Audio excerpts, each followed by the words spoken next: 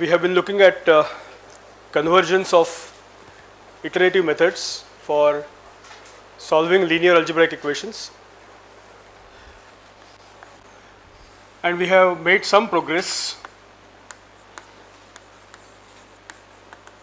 We have found out the difference equation that we need to analyze.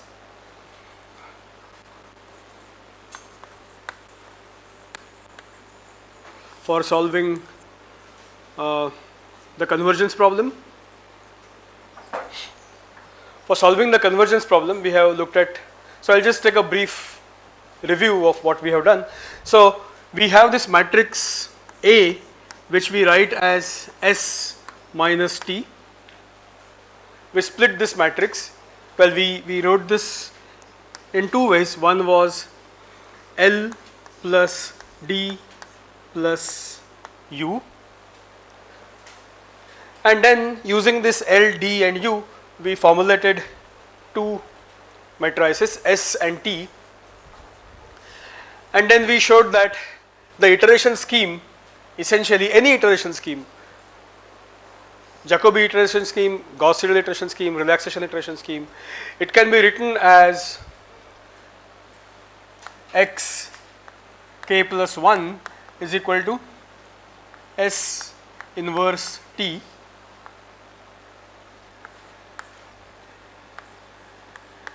xk plus S inverse B, and finally we wanted to converge to the solution. Let's say x star is equal to S inverse T x star. The solution is x star is equal to S inverse T x star. This iteration scheme should converge to this fixed point. This is called fixed point of the equation, because it, when you substitute it on the right hand side, you will get back the same vector. Okay, so x star is called as a fixed point. So we subtracted this, and then we got this equation E. Error at point k plus 1 is S inverse T, error at k. We got this equation where error was defined as, error at iteration k was defined as xk minus x star. This is the distance from the true solution. Well, we do not know the true solution, we are trying to reach it. Nevertheless, the error between the guess solution and the true solution is governed by this difference equation, error at iteration k plus 1. So this tells you how iterations progress.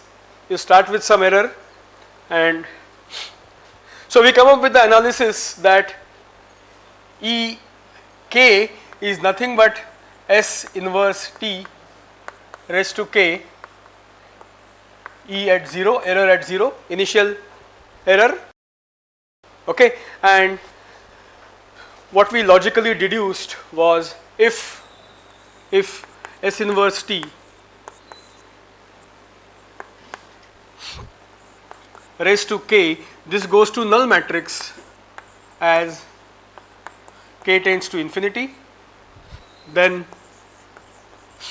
if S inverse T has a property, it's a nice matrix that when you multiply S inverse T with itself multiple times, okay, the product travels towards the null matrix. Okay, it converges to the null matrix, and as k goes to infinity, you get null matrix. If that happens, then error will go to 0. Error going to 0, which means the guess converging to the true solution. Error going to 0 is same as guess converging to the true solution. So now we need to analyze. So what seems to be at the heart of this is this equation. At the heart of this is this equation, and I am going to analyze equations of this type. Okay, I am going to analyze equations of this type. So I am going to abstract it. I am not going to exactly keep working with S inverse T. We will apply results specific to this particular problem. I am going to look at a generic problem, say z k plus 1 is equal to b z k. This is linear difference equation. This is a linear difference equation. Okay, z belongs to Rn and initial value is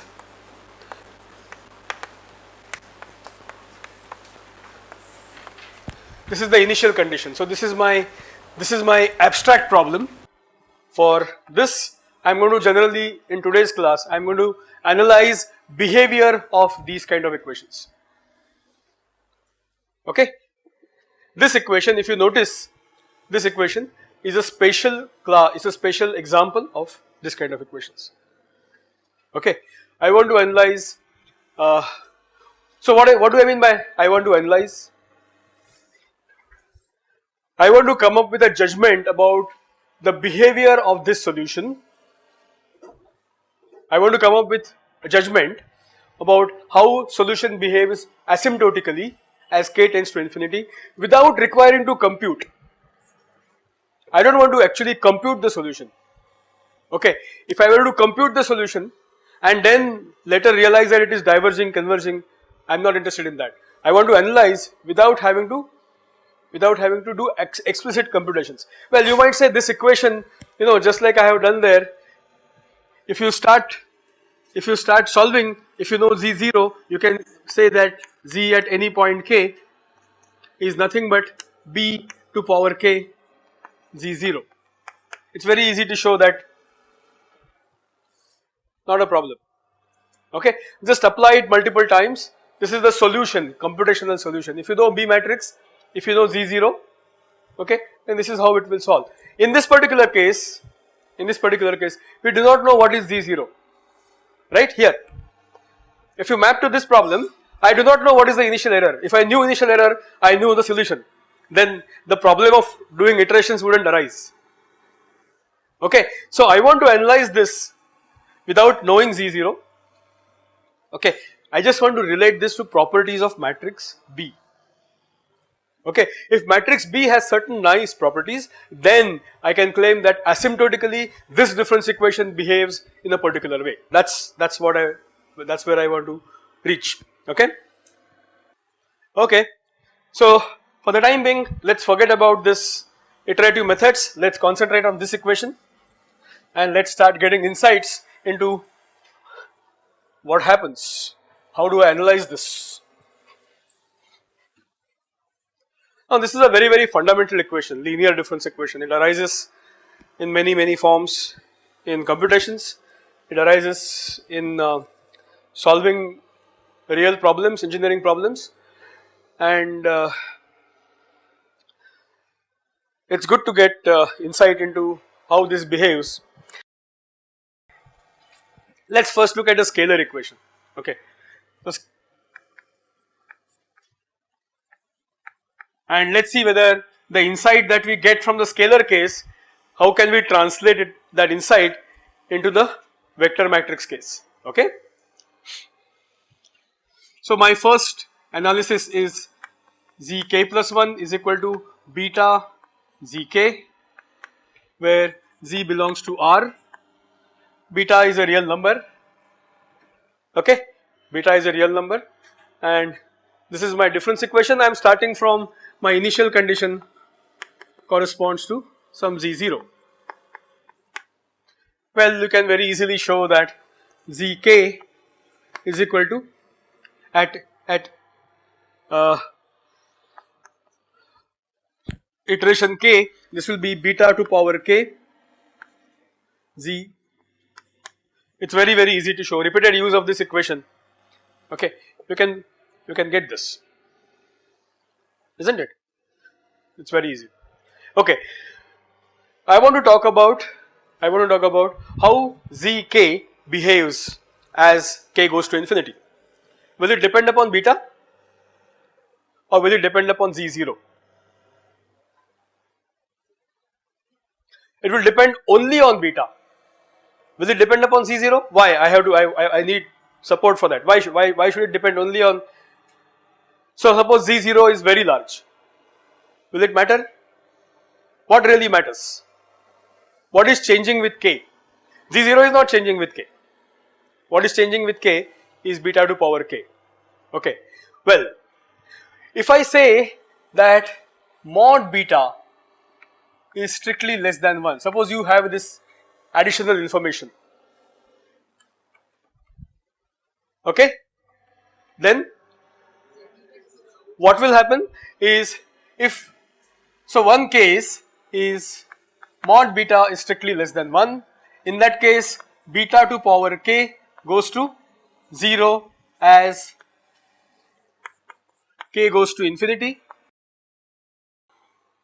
Okay. So what happens to mod zk? So mod zk tends to 0 as k goes to infinity. Okay. What is important is, for this is very, very important, for any z0, okay, z0 is 0.1, z0 is 1000, z0 is million, z0 is billion, whatever. Okay, this has to happen. Why? Because mod beta is less than 1. Okay, every time beta k shrinks, okay, every time beta k shrinks, and then it goes to 0 for any z0. So I can look at this equation, look at just beta and talk about how asymptotic behavior is going to be. Second case, my second case is beta is equal to 1 or mod beta is equal to 1. So beta could be -1, beta could be +1. Okay, what will happen in this case? It will, yeah, so at any point in time mod zk will be equal to mod z0. Okay, so zk will neither grow nor it will decay. Okay, nor it will decay. And my third case is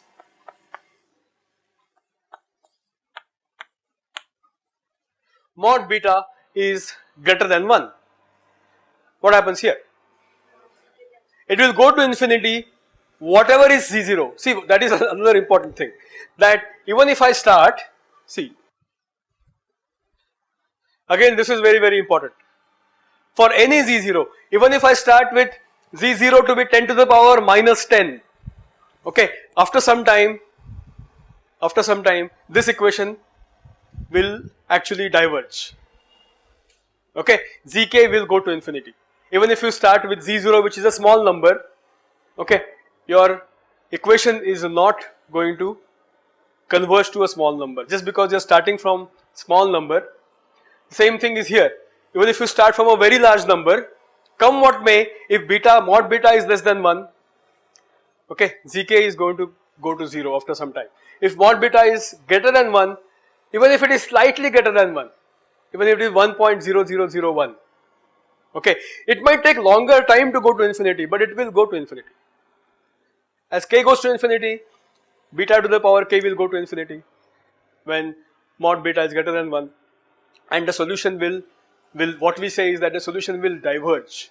So this qualitative behavior of the solution, for this particular case, I need not solve the equation for a particular z0, right? I can just look at beta and say that, well, if beta is like this is what is expected to happen, right? So that's going to be my basis. Now, how do I extend this analysis to a matrix case? Okay, the tough part is that matrix B is a full matrix, okay, and then we have a trouble there. We cannot do straightforward extensions, because what is matrix being less than 1? Well, we don't know. What is matrix being greater than 1? We don't have such notions, right? Matrix is an array of numbers, and then we have to work out some tricks to come to use this kind of analysis. Okay, so what I am going to show next is that in the attempt to solve this problem, to analyze this problem in the matrix case, what pops out surprisingly or not so surprisingly, is the eigenvalue problem. In fact, you can see what is the origin of eigenvalue problem when you start solving this linear difference equations. Okay, so probably when it was taught to you for the first time, you wondered why, some matrix times vector is equal to scalar times vector. Why did somebody think of this? Okay, what is a logical way of arriving at such an equation? Where do you hit upon such equation? See, for example, we talked about positive definite matrices, right? So when you are first introduced positive definite matrix, you don't know, why somebody thought about a positive definite matrix. But when you understand the sufficient condition for optimality, you see that there is a need to define a matrix which has a special property, which is x transpose Ax is always greater than 0. Then the local point with the Hessian is positive definite, then you will get a minimum and so on. Okay, so the same thing is here. You will see that what will pop out in the attempt to solve this problem, you will get eigenvalue problem. So now I am going to move to the vector case, and I want to keep these ideas. These ideas are very nice. I want to use them to analyze my vector case. So, okay, so let's start looking at the vector case. Here the solution in the scalar case was beta to power k into z0, okay, some scalar. Let me take a motivation from my scalar case and I propose a solution for the vector case.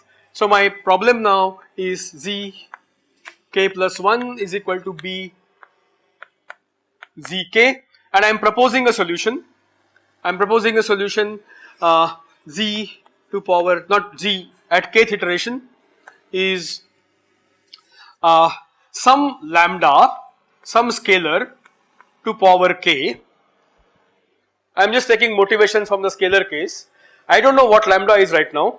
Some scalar into some vector, into some constant vector. Okay, if you look at the scalar solution, it was a scalar raised to k into some number, that was z0. It turned out to be z0. Well, we still have to worry about how z0 here will come into picture, but this is my guess solution. This is my guess solution. This solution has to satisfy the linear difference equation. Okay. Now, if this solution has to satisfy linear difference equation, I will just substitute. I will get lambda to power k minus 1 times v. V is a vector, by the way. V is a n cross 1 vector. V is a n cross 1 vector. Lambda is a scalar. Okay, and this is my solution at any iteration k. Okay, so lambda to power k minus 1 should be the left hand side is equal to b times lambda.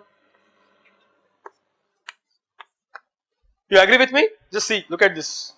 If this has to be a solution to this problem, okay, then it should obey the difference equation. That is the first criteria, right? It should obey the difference equation. This equation I am just going to rearrange and write. So I am writing this as lambda to power k lambda v minus b v is equal to, lambda is a scalar, okay, lambda to power k into lambda will be lambda k plus 1, the first term is covered, okay, b times v, lambda is a scalar, so I can take it on this side, not an issue, okay. So lambda to the power k, I am taking it outside, and okay, I am not interested in the trivial solution of lambda equal to 0, because then I will get 0 equal to 0. I am not interested in the trivial solution, obviously. Okay, so we rule out lambda is equal to 0. Lambda is, let's say lambda is not, in general, lambda is not equal to 0. Well, there will be some situations where lambda will be equal to 0, but we will talk about it a little later. that right now we are interested in a non-trivial solution in general. So a general non-trivial solution will be obtained, okay, when this equation holds, right? A non-trivial solution to the problem, I have just rewritten this equation, lambda cannot be equal to 0, it will give me a trivial solution. Okay, I am interested in non-trivial solution of this particular problem. Okay, so this is lambda I minus b times v equal to 0. Okay, have you seen equations of this type? Where? Well, not eigenvalue problem, I want to relate in some other context. Matrix times vector is equal to 0. When does this happen? A is equal to 0, Ax equal to 0. So when does this Ax equal to 0 has a non-trivial solution? Yeah, so you have seen equations of this type, right? Ax equal to 0. Okay, when do you get non-trivial solution? When do you get a solution x is not equal to 0? You get non-trivial solution for this when A has non-zero null space, or what can you say about the rank of this A? It should be full rank. If it is full rank, then only solution you will get will be 0, right? So it should not be full rank. A should not be full rank. What should happen when you get non-zero solution? Columns of A should be independent. Huh? If columns, is everyone with, everyone is getting this? Everyone with me on this? If columns of A are linearly dependent, what will happen? You will get a non-trivial solution x. Okay, if columns of A are linearly dependent, then only you will get a non-trivial solution x. Non-trivial means non-zero solution. You will get a non-zero solution for Ax equal to 0. Okay, only when columns of A are linearly dependent. Okay. Well, when the columns of A are linearly dependent, what do we call the matrix A to be? Singular matrix, right? When A is singular matrix. Okay, now just compare this equation with this equation. I want a non-trivial solution V, a non-zero solution V. If V is equal to 0, okay, then 0 is equal to 0. I am not interested in that solution. I am interested in a non-trivial solution. Okay. So when will I get a non-trivial solution? What is singular? Lambda I minus b. Only when lambda I minus b is singular, okay, only when lambda I minus b is singular, then only I will get a v which is non-trivial, which is non-zero, and it will give me 0. Okay. Only when lambda I minus b, when lambda I minus b is singular, only then you will get, okay, a solution to this problem which is non-trivial. You will get a vector v which is not equal to 0 vector, okay, only when this is singular. Okay, what is the algebraic condition for this matrix to be singular? Determinant equal to 0. That is the origin of your eigenvalue problem. So I am just continuing from there, or determinant of lambda I minus b equal to 0. Okay, normally when you start studying eigenvalues and eigenvectors, we start with the point which is actually the end point. Okay, so normally you are taught that eigenvalues of a matrix B are defined as this. Okay, so why this? this comes out because you are trying to solve a linear difference equation. Okay, you are trying to solve a linear difference equation and this equation pops out if you want to get a non-trivial solution for the linear difference equation. Actually, same thing happens if you are trying to solve linear differential equations. This equation pops out when you are trying to solve linear differential equations. Look at Strang's book, it gives a beautiful derivation for how it happens. So this equation is a fundamental equation, it pops out and that's why we keep studying eigenvalues, eigenvectors. Okay, let's look at this equation in little more detail. There's one more thing here. At this point, how many unknowns are there? Another viewpoint to the same equation. How many unknowns are there in this equation? Huh? 3 unknowns. V is a n cross 1 vector. You don't know V, you don't know lambda. So how many unknowns are there? B is a matrix which is known, lambda is not known. Okay, and elements of V are not known. We still don't know what is V. Okay, how many equations I have? Huh? I have n equations. These are n equations. These are n equations. There are n plus 1 unknowns. To solve it exactly, how many equations you need? N plus 1 equations and n plus 1 unknowns. Is this a linear equation or a non-linear equation? Linear. Think. What are the unknowns? Lambda and V. Does lambda multiply V? Is it a linear equation? My unknowns are V1, V2, V3, Vn and lambda. Lambda multiplies. Okay, you have n non-linear equations in n plus 1 unknowns.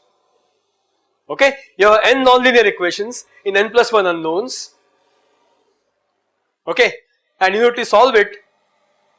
To solve it, somebody would have said, I'll use Newton-Raphson or something. We have used very intelligent argument. We said a solution will exist only when this matrix is singular. Okay, solution will exist only when this matrix is singular. How many solutions you should get here? You will get a non-linear equation in general has multiple solutions. Okay, it will become evident here that this non-linear equation will have multiple solutions. Okay, so you have this additional equation now. This one more equation. Those are n equations in n plus 1 unknowns. This is additional equation, n plus 1th equation. This and that together you can solve. Okay, what do you get here? Now this you know. When you put this, you get a polynomial of degree n. Okay, so this is actually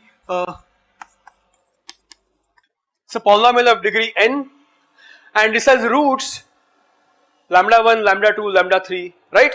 This has roots lambda 1, lambda 2 up to lambda n. It will have n roots, some of them could be repeated, some of them could be whatever. We don't worry about it right now. So it has n roots, it's an nth order polynomial, it will have n roots. Now corresponding to each root you will get one V vector, because this equation will hold for every lambda. Okay, if you plug in lambda 1 here, you will get one matrix which is singular. Okay, corresponding to that matrix there will be a null space. Okay, corresponding to that matrix there is a null space, and that V will belong to that null space. If you plug in lambda 2, there will be one more singular matrix, and V2 will be in that null space, and so on. Okay, so for every eigenvalue, this roots of this equation, well, this is called a characteristic equation of matrix B, and the roots of this equation are called as eigenvalues. All that you already know. Now, so what happens is lambda 1 I minus B V1 is equal to 0. So V1 is the first eigenvector we call this. This is actually a vector in the null space of lambda 1 I minus b. This is a singular matrix for this value of lambda. Okay, so there are n different numbers which make this lambda I minus b singular. Okay, for each of those cases we have a vector V1, V2, V3. Okay, so I have this lambda 2I minus b V2 is equal to 0 and so on. So I can write this n eigenvectors. I get this n eigenvectors. Now, what did I start with? I started with solving my linear difference equation and I took a guess solution. Okay, I started solving this z k plus 1 is equal to b zk, right? This is my linear difference equation. I wanted to solve it and then I said I have a guess solution zk is equal to lambda to power k into v into vector v. Okay, it turns out that there are multiple such lambdas. Okay, there are multiple such lambdas and there are multiple such vectors v, not just one vector. Okay, not just one vector. So I have multiple solutions. I can call them as fundamental solutions or eigen solutions. So I have a solution which I would call as, let me call this as solution number 1, which is lambda 1 to power k v1. This also obeys the difference equation. Okay, then let's call this z2k, which is lambda 2 to power k v2. This will also obey the difference equation. What is the first fundamental criteria? The solution should obey the difference equation. Okay, so this will obey, this will obey. There seems to be n such solutions which obey the difference equation. In fact, this is a linear difference equation. You can show that any linear combination of this eigen solutions or fundamental solutions will also obey the difference equation. Any linear combination. So I can construct a solution. I can construct a solution which is like this. I can construct a solution which is linear combination of fundamental solutions. So I will let me use the same notation that is here. So linear difference equation, you can very easily show that if each one of these fundamental solutions obeys the difference equation, just plug in and see that a linear combination of these also will obey the linear difference equation. Okay, so the first criteria is satisfied. What is the second thing that we need to do? There is one more thing that we need to do, is to relate this solution to the initial condition, because a solution, okay, is found for a particular initial condition z0. Okay, z0 hasn't come into picture till now, but do you agree that this guess solution will exactly satisfy the linear difference equation? Okay, next thing is to match it with the initial condition. Now when I am writing an arbitrary linear combination, this is a general solution. What is unknown here? Alpha 1, lambda is known, right? Once B is known, matrix B is known, I can write I can get eigenvalues. Lambda 1 to lambda n are known. Okay, lambda 1 to lambda n do not depend upon initial condition z0, they only depend upon B. They only depend upon B. Right? What about V1 to Vn? Moment you have a matrix, eigenspace is fixed. Okay, eigen directions are fixed. You might, she might choose a different eigenvector, she might choose a different eigenvector, but they are same eigen directions. Values, okay, 1 minus 1 and minus 1 1 are same eigenvectors in the sense that same eigen directions, except so eigen directions are fixed. Okay. So I need to know alpha 1, alpha 2 to alpha n, and what we will see is that alpha 1 to alpha n are determined by the initial condition z0. Okay. So this solution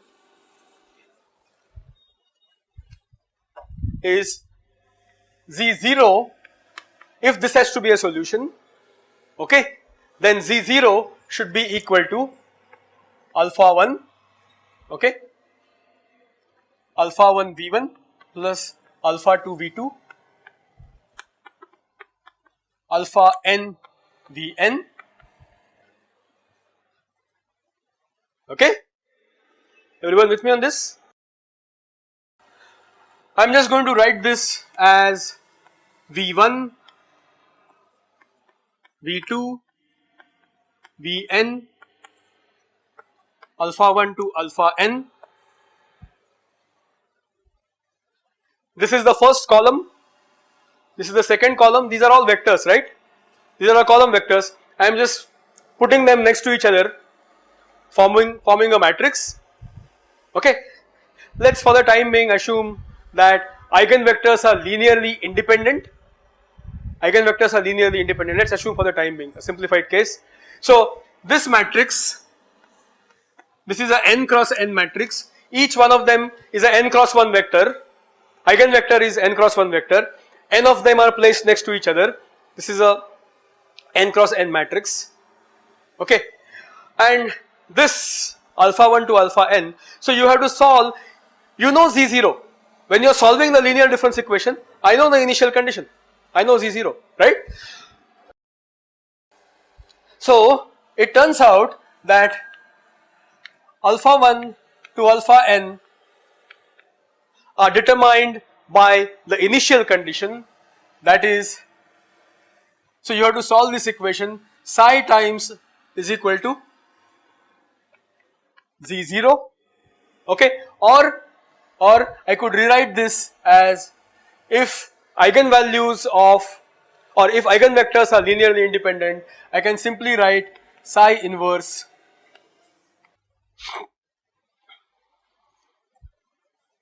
okay. Is everyone with me on this? See, what I wanted to say is that, look, we started solving this equation, okay, then we came up with a guess solution. We found that there is not just one guess solution, there are n guess solutions. What are these n guess or fundamental solutions? Lambda 1 to power k v1, v1 is the first eigenvector, lambda 2 to power k into v2, v2 is the second eigenvector, and lambda 1, lambda 2, lambda 3 are eigenvalues, right? These are eigenvalues, okay, and v1 to vn are eigenvectors, okay. So this seems to be a fundamental property of the given matrix.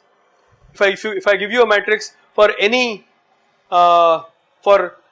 initial condition, this will be the general solution, okay. I need to find out any linear combination of this. It's a linear difference equation. You can very easily show that if this equation is obeyed, or this fundamental equation is satisfied by the difference equation, any linear combination of these fundamental equations is also satisfied by the difference equation. So general solution is linear combination of fundamental solutions, okay. General solution is linear combination of fundamental solutions. Now this general solution should match with the initial condition, okay. Initial condition will give me these unknowns alpha 1, alpha 2, alpha 3 and so on. How do I get the unknowns? If eigenvectors are linearly independent, psi inverse z0. I have completely solved the problem, okay. Now next question arises, do I get insight by solving it this way? Okay, you would say, well, I could have solved this always as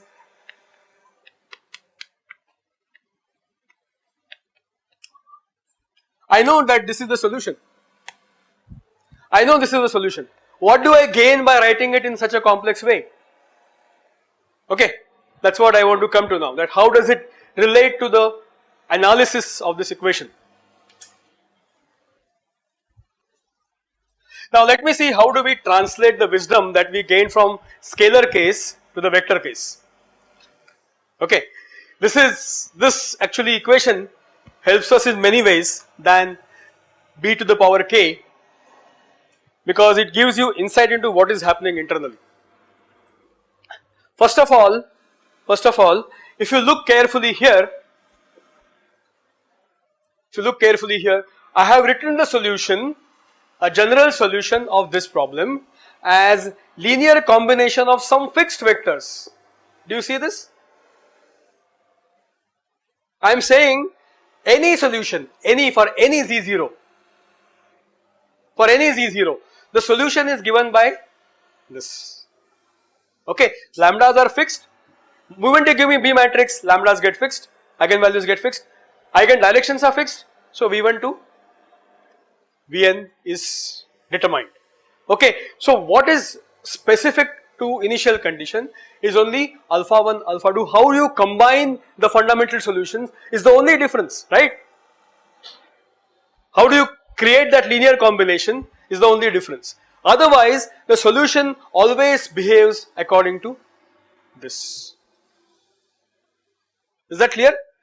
There are fixed directions, linear combination of fixed directions. Okay, and then this lambda 1 to lambda n is fixed. It doesn't vary with z0. Okay, only this multiplying constant stage. Great. Now let's start looking at what is changing with k. What is changing with k? Lambda I to power k is the only term which is changing with k, because once I have matrix B, eigen directions are fixed. Okay, once you give me initial condition, alpha 1 to alpha n get fixed by this equation, because this depends only on the eigenvectors. This depends only on the eigenvectors. So alpha 1 to alpha n get fixed from the initial condition, V1 to Vn are eigen directions. Only thing that is changing with k is lambda to power k. Okay, I need to now analyze how a scalar raised to power k behaves. I am very good at it, right? B to power k, B is a matrix. Suppose B is a 100 cross 100 matrix. Difficult to analyze, right? Difficult to analyze, 100 cross 100 elements, how they behave as a function of k. Here I have reduced the problem to only analyzing n numbers. What are these n numbers? Eigenvalues. Okay, now let's try to get insight into lambda I to power k.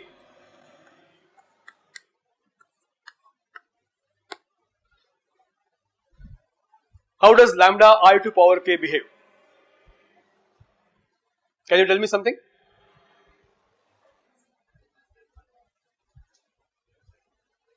When lambda is, it is less than 1, so it is minus 10 also it will converge. Minus 10 is less than 1. Modulus. So this seems to be important. Mod lambda I, should it be strictly less than 1?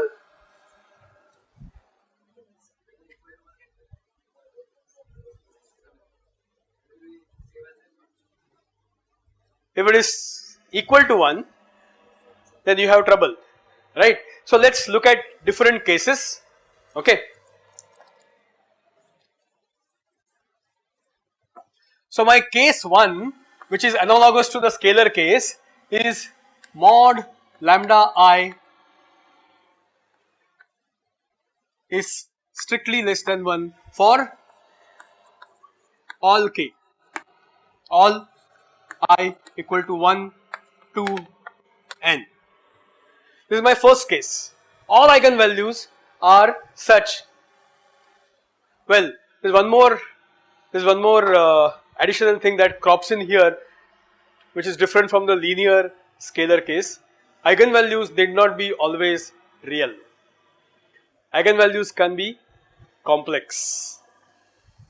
Okay, so actually when you are doing this analysis, your space is not real numbers. They could be complex numbers. Okay. So in the complex plane, lambda plane, okay, what I am saying is that if I draw this unit circle, this is my lambda plane and this is my unit circle.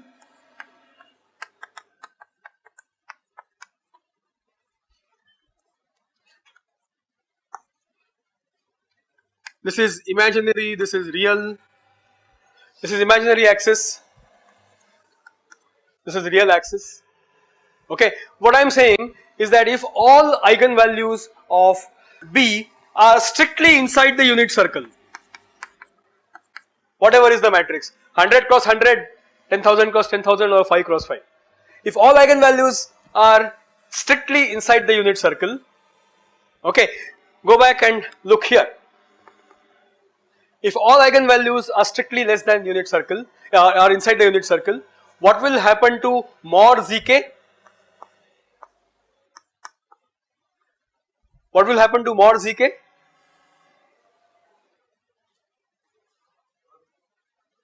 Norm zk, sorry, norm zk, because now zk is a vector. Yeah, so norm zk. We need to look at now norm, because what will happen to norm zk?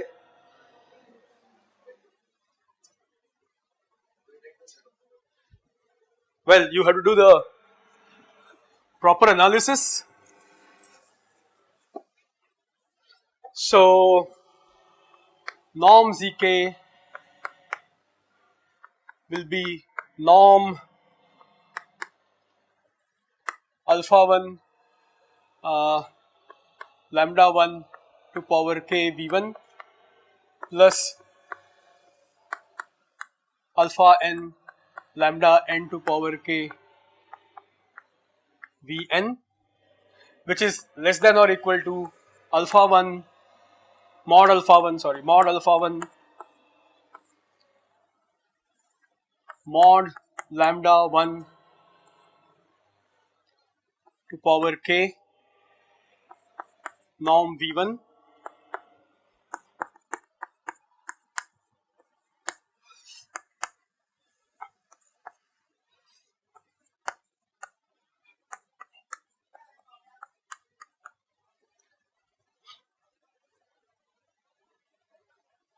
okay, okay, and these quantities, this is not changing, this is not changing. What is going to change is lambda to power k. If mod lambda I for all I is strictly less than 1, okay, what will happen? The right hand side will shrink and this left hand side is lesser than the right hand side. The right hand side, and this is of course greater than 0, right? Norm is always greater than 0.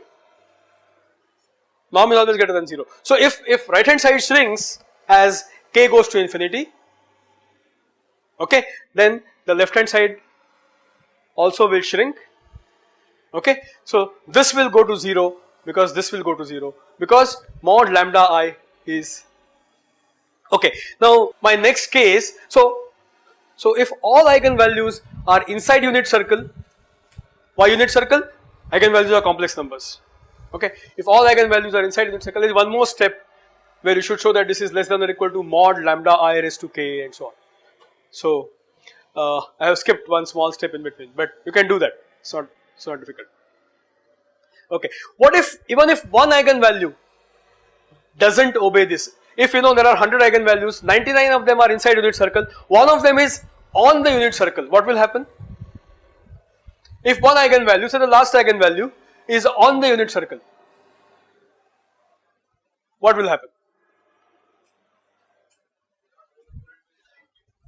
Other components, all the other terms will shrink, one term will not shrink, okay. So this will not go to 0, this will be bounded, it will neither grow, okay, it will neither grow after some time nor shrink, it will become constant,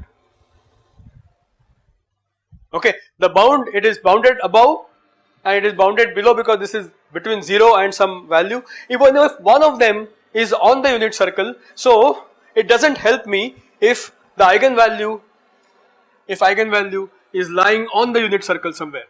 Even if one of the eigenvalues is lying on the unit circle, I have a trouble. The trouble in the sense, well, there's something that we have achieved here, right now let's not worry about the convergence problem.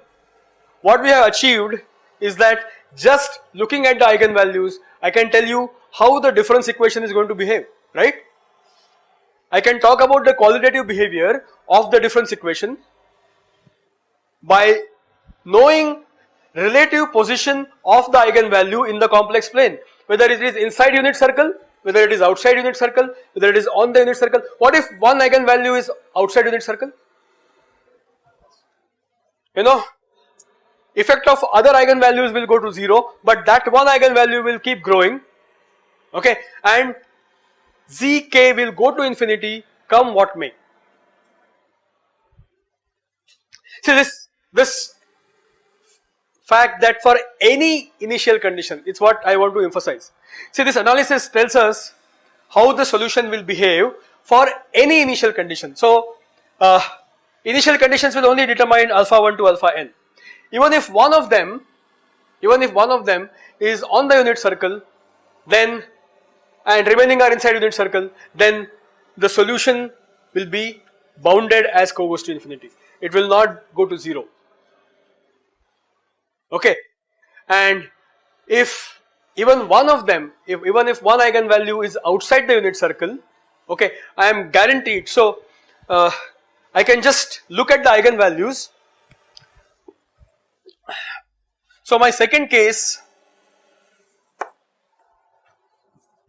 equivalently is that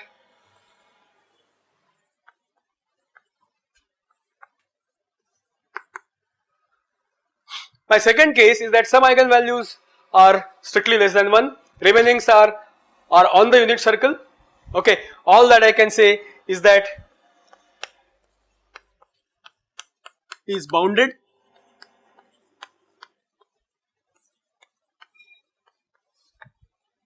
as k goes to infinity. Okay, and my third case is obviously when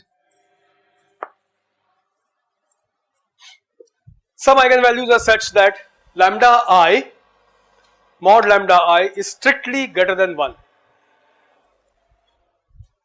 Okay, strictly greater than 1. It could be 1, as I said, it could be 1.0001, doesn't matter. If it is outside unit circle, it is outside unit circle. Okay, what we can guarantee is that as k goes to infinity, norm Vk will go to infinity. It doesn't matter few eigenvalues are inside unit circle. Okay, one eigenvalue outside unit circle can make the solution go to infinity at some time or the other as k goes to infinity. Okay, so this will become unbounded as k becomes infinity. So this analysis we could do without requiring to solve for a given z0. I don't have to solve for z0. I just take matrix B, I look at its eigenvalues. Okay, if eigenvalues have certain nice properties, well, I am done. I can tell whether solution is going to converge or going to diverge. So we started by looking at E k plus 1 is equal to S inverse T E k, right? We started by analyzing this difference equation. So what is the moral of the story?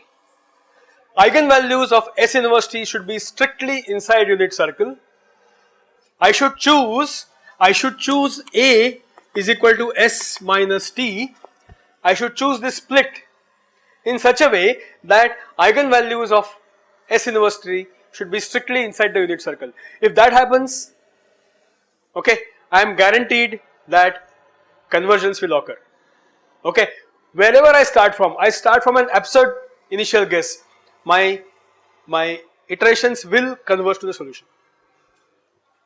Okay, my iterations will converge to the solution. So this